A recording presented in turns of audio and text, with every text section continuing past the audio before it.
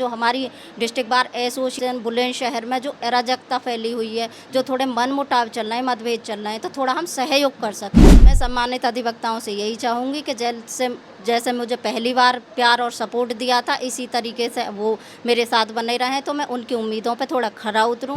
अभी भी मैं जो लोगों के पास, जो महिला अधिवक्ता, सम्मानित अधिवक्ता हैं, सबके पास जा रही हूँ, मुझे बहुत अच्छा प्यार और सपोर्ट मिल रहा है। Bulandshahr district bar association in दिनों चुनावी रंग में है। वजह है कि भैया चुनाव चल रहे हैं। आपको बता दें 24-25 में जब चुनाव हुए थे, ऐसे में वो चुनाव कैंसिल हो गए थे, लेकिन अब 25-26 के चुनाव फिर से हो रहे हैं और ऐसे में जो पिछले चेहरे हैं, मारूफ चेहरे, वो फिर से चुनावी रण में उतरे हुए हैं और तमाम जो नए चेहरे हैं वो भी दमखम कर रहे हैं जीत का। आने वाली 17 तारीख में चुनाव होने हैं, उसी में ही किस्मत बंद हो जाएगी और उसी में ही किस्मत खुल भी जाएगी और देखने को मिलेगा कि भैया किसने जीत का सेहरा पहना है और किसको हार का चेहरा देखने को मिल रहा है।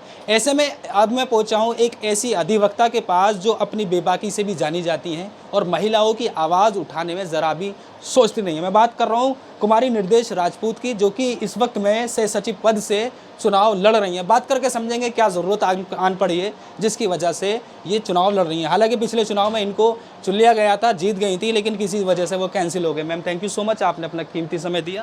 पहला सवाल मैं आपसे ये करना चाहूँगा, पहले तो आप विजयी बन गई थी, जीत गई थी, अब फिर से क्या ज़रूरत पड़ी है कि आपको चुनावी रण में उतरना पड़ा? सर, चुनावी रण में मैं इसलिए आ रही हूँ कि अब से पहले हमारे डिस्ट्रिक्ट बार एसोसिएशन बुलंदशहर में कोई भी महिला अधिवक्ता चुनाव के लिए नहीं आती थी। इसलिए मैंने सोचा कि अब की बार मैं आ जाती हूँ, तो उससे हमारी जो महिला अधिवक्ता हैं या छोटी बहनें हैं जो वकालत के पेशे में आ रही हैं, वो आगे चुनाव लड़ सकें और जो कुछ महिलाओं को थोड़ा आगे बढ़ावा मिले। अब फिलहाल जो आप लोगों में जा रही हैं, अधिवक्ता साथियों में जा रही हैं, अधिवक्ताओं के पास जा रही हैं, जनता में जा रही हैं, किस किस्म का प्यार मिल रहा है? हालांकि पहले आप विजयी बन चुकी थी, लेकिन इस बार क्या माहौल बदला हुआ लग रहा है, वही प्यार मिल रहा है? जी, पहले चुनाव हुआ था तो उसमें मैं विजयी हो गई थी। अभी भी मैं जो लोगों के पास, जो महिला अधिवक्ता, सम्मानित अधिवक्ता हैं, सबके पास जा रही हूँ, मुझे बहुत अच्छा प्यार और सपोर्ट मिल रहा है। तो मुझे लग रहा है कि हाँ, अब की बार भी चुनाव आगे इस तरीके से सही जाए। जीत का सेहरा पहले आपके बन चुका है, लेकिन कह सकते हैं कि किसी वजह से, किसी कारण वो कैंसिल हो गई।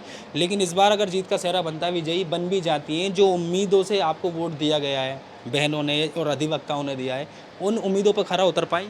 मैं सम्मानित अधिवक्ताओं से यही चाहूँगी कि जैसे मुझे पहली बार प्यार और सपोर्ट दिया था, इसी तरीके से वो मेरे साथ बने रहें, तो मैं उनकी उम्मीदों पे थोड़ा खरा उतरूँ और जो हमारी डिस्ट्रिक्ट बार एसोसिएशन बुलंदशहर में जो अराजकता फैली हुई है, जो थोड़े मनमुटाव चल रहे हैं, मतभेद चल रहे हैं, तो थोड़ा हम सहयोग कर सकें उसके लिए। अब आखिरी संदेश कैमरे की तरफ देखकर देशवासियों को, अपने अधिवक्ता भाइयों को, बहनों को और बुलंदशहर वासियों को क्या देना चाहते हैं? मैं यही संदेश सबको देना चाहती हूँ कि जो आगे बहन बेटियाँ छोटी बड़ी जो आ रही हैं, जिस भी फील्ड में आ रही हैं, वो अपना अच्छे तरीके से कार्य करें और जो हमारे वकालत के पेशे में छोटी बहनें आ रही हैं, वो ठीक से इसी तरह जागरूक होती रहें।